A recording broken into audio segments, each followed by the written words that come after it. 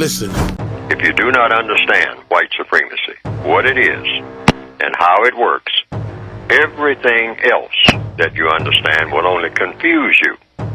Now, sometimes people say, well, you mean everything that I understand will confuse me if I don't understand racism?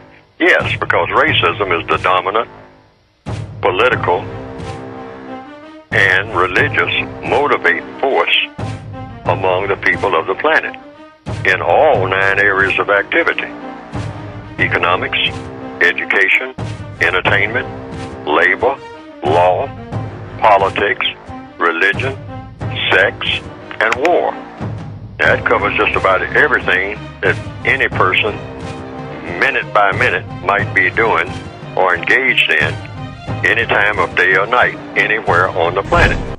Well, one thing, when you set up a system where you decide what having it all means, okay? The white supremacists set the value systems up for people all over the world. You know, you wear a suit and a tie, you're a businessman, all right? And, you know, and you can do business because they say this is the business suit.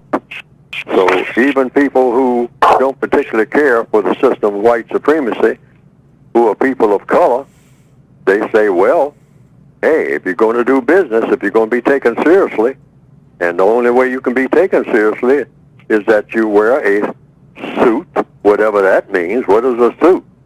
And a tie. And what is a tie for? It's something you put, a piece of cloth that you put around your neck that kind of hangs down from your neck. And what is that all about? Well, you got to have it if you're going to be taken seriously. Okay, according to whom?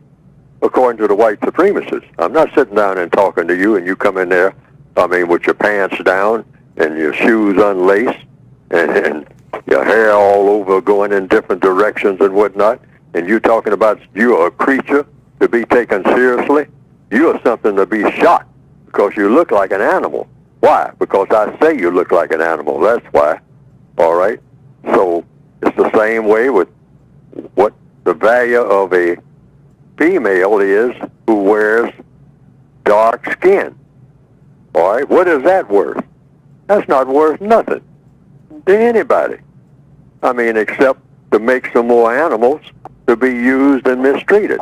That's all that's good for.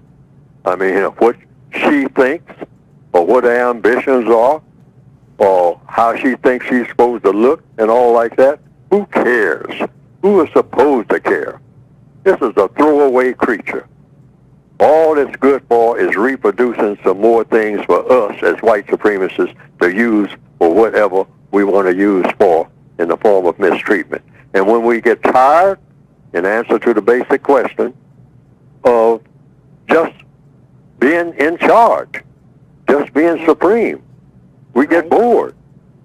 So we just check out. We kill ourselves. Because we ain't got nothing else to do no way. I mean, you know, we know more than anybody. We can go any place at any time. Nobody stops us from doing anything. And so after we've eaten all the food and traveled here and traveled there, and we've told people that you come in and buy this little bag and you'll be somebody. Why? Why if I buy this bag, I'll be somebody? Because I said so with your dumb self. You do what I say. What I say is valuable is valuable. And I got a little bag here with my name on it, and that's valuable. And you should work for 50 years to try to get one of these bags. And then you can take it down and show it to your other dumb black people, all right? And they'll kill you for it. And that's a part of my business, too. And I'll put my name on the side of some shoes that I make, and I'll get you killed for that. Because that's what I train you all to do, to worship whatever I give you and tell you that it's worth something, and you'll kill each other for it. And that's a part of my plan. But every now and then, I get tired of the whole thing. I mean, I do so much of it, I get sick of myself. So I just check out. So what? I mean, you know, because, hey, you know, because I can. I'm a master. So if I decide that I don't want to breathe no more, I just stop breathing. So what? You know, because I like death anyway. I like to see dead things, mostly dead things in the form of black bodies. I like to see them dead. If you're not white as a person, if you're not classified as white, then you are something less than white. By less meaning you're supposed to have less power, less choices than a person who is classified as white in all 9 areas of activity wherever you are on the planet. It doesn't make any difference what shade of black you might be. Black, brown, red, yellow, beige, slang term, red bone, whatever. If the question is, are you white or not? That's it. You don't even have to go into the shades of color. Shades of color, just shades of color. White is non-color. That's why they call people of color colored people. People that have color. If you're white, white is not a color except when you're talking about paint. If you're talking about people, you're talking about a category of people who are supposed to be eligible to be white supremacists. That doesn't say, you know, a lot of black people are white. If you look at their skin color, they're really white. We got some of them in our families, extended families, if not in the immediate family, so-called. All right? Even though in the system of white supremacists, there's no such thing as a black family anyway. I mean, that's a myth. That's something made up. That's something black people walk around thinking they got. Prisoners of war don't have families. All right? That's not logical. That's not true.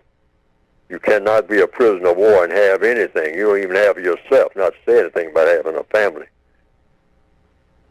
And the white supremacists prove that over and over again, all the time, right in our face. You don't have nothing. You don't even have yourself. You just got me as your boss. That's all you got. And it'll stay that way, and that's what drives you black people crazy. Because you don't understand how we do that and what your status really is.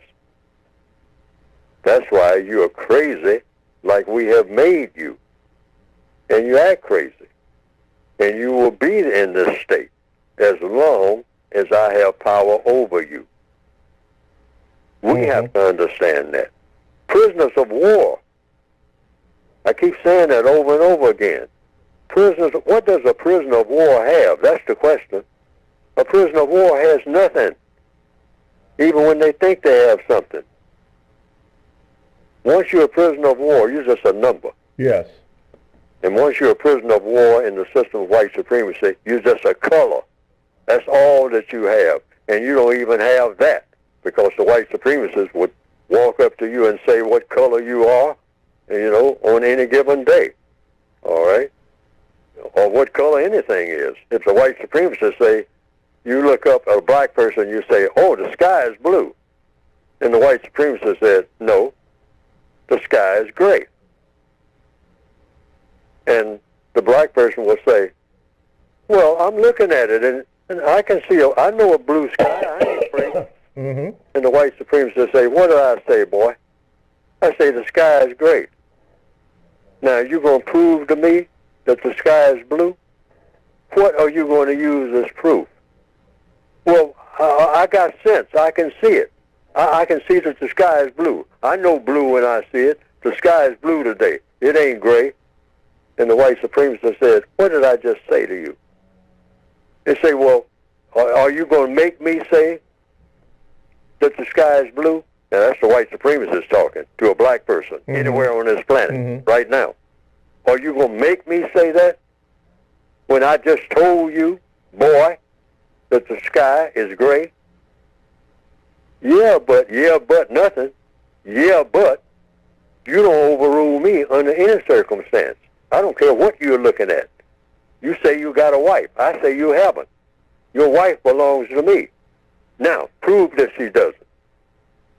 Because I can prove that she does because I own you. And that means what? and this is very important when the white supremacists are talking. If I own you, what do you own? Just answer that question. Mm-hmm. Stop and think about it. If somebody owns me, then what do I own? I don't own anything, because whoever owns me owns everything that I claim is mine. And that gets back to that answer about somebody saying something about a basketball player, having this and having that. Under the system of white supremacy, if you're black, you have absolutely nothing. Not even the privilege of calling yourself black if a white supremacist say you're brown, like somebody just called in and said, or you're yellow, or you're blue. Why? Because I said so, boy. Because I said so, gal. Now, you prove to me that I'm lying.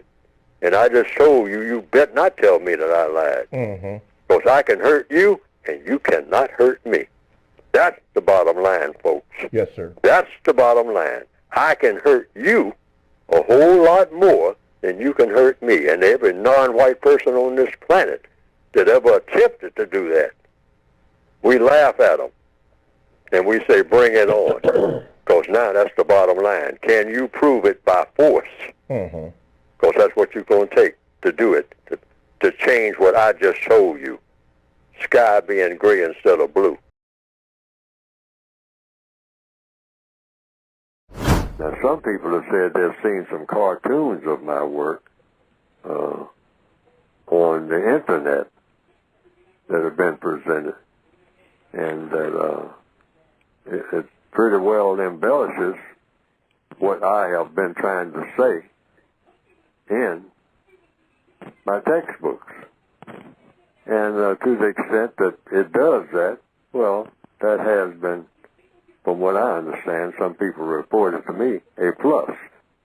Because they didn't understand what I had written very well, but when they saw those cartoons that just repeated what I was saying and attaching my name to it, and came right out of the book, the material did, they say that they better understood it. And I can understand that, because people are kind of visual, particularly in the year 2021 now, more visual than ever.